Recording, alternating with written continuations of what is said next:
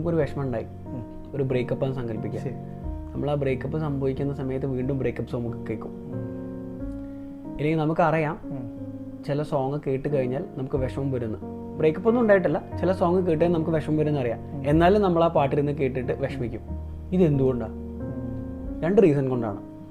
ആദ്യത്തെ റീസൺ നീ നേരത്തെ പറഞ്ഞതുപോലെ അമ്മ അടുത്തുള്ളപ്പോൾ ആ പാട്ട് വെച്ചു കൊടുത്താൽ അമ്മയുടെ കണ്ണിൽ വെള്ളം വരും, അറ്റുനൂറ്റുണ്ടായ ഒരു ഉണ്ണി എന്നുള്ള സോങ് പറഞ്ഞില്ലേ. ഇതെന്താ സംഭവിക്കുന്നതെന്നുണ്ടെങ്കിൽ നമ്മൾ വിഷമമുള്ള ഒരു സോങ് കേൾക്കുമ്പോൾ നമുക്ക് വിഷമം വരുന്നത് അതിൻ്റെ ആക്ച്വൽ റീസൺ എന്തായിരിക്കും? ആ പാട്ടിൻ്റെ സിനേറിയോയിലുള്ള സ്റ്റോറി നമുക്ക് ഓർമ്മ വന്നിട്ടുണ്ടാവാം, അത് നമ്മളെ വിഷമിപ്പിച്ചിട്ടുണ്ടാവാം. നമുക്കൊരു എംപതി ഫീലിങ്ങിൽ ഒരു വിഷമം വന്നിട്ടുണ്ടാവും.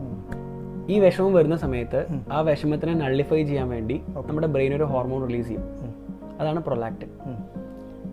നമ്മുടെ ബ്രെയിനിന് അറിയില്ല നമുക്കുണ്ടായ വിഷമം ഒരു മ്യൂസിക് കേട്ടിട്ടാണോ അതോ ഒരു റിയൽ ത്രെട്ട് എന്നാണോ വിഷമം ഉണ്ടായെന്നുള്ളത് ബ്രെയിനിന് അറിയില്ല. ബ്രെയിൻ വിഷമം ഉണ്ടായി കഴിഞ്ഞാൽ പ്രൊലാക്റ്റിൻ റിലീസ് ആവുള്ളത്. നമ്മൾ വിഷമമുള്ള ഒരു സോങ് കേൾക്കുമ്പോൾ ആ സോങ്ങിന്റെ സിറ്റുവേഷനിൽ നമുക്ക് വിഷമം വരും. ഇപ്പോൾ പപ്പയുടെ സ്വന്തം അപ്പൂസില എന്നുള്ളത് ഒരു ട്രാജിക് സ്റ്റോറിയാണ്. ആ ട്രാജിക് സ്റ്റോറിയിലെ മ്യൂസിക് കേൾക്കുമ്പോൾ ആ സ്റ്റോറിയിലുള്ള കഥാപാത്രങ്ങളുടെ എംപതി ഫീലിംഗ് നമുക്ക് വിഷമം വരും. അതൊരു റിയൽ ത്രെട്ട് അല്ല, കറക്റ്റ് അല്ലേ? ഇനി നമുക്ക് ആ സിറ്റുവേഷൻ വരുമ്പോൾ ഇത് റിയൽ ത്രെട്ടാണ്. ബ്രെയിനിന് പക്ഷേ അറിയില്ല ഇത് റിയൽ ത്രെട്ടാണോ റിയൽ ത്രെട്ട് അല്ലേ എന്നുള്ളത്. ബ്രെയിനിന് വിഷമാവും. ബ്രെയിനിന് വിഷമാവുമ്പോൾ ബ്രെയിൻ പ്രൊലാക്റ്റിൻ റിലീസ് ആവും.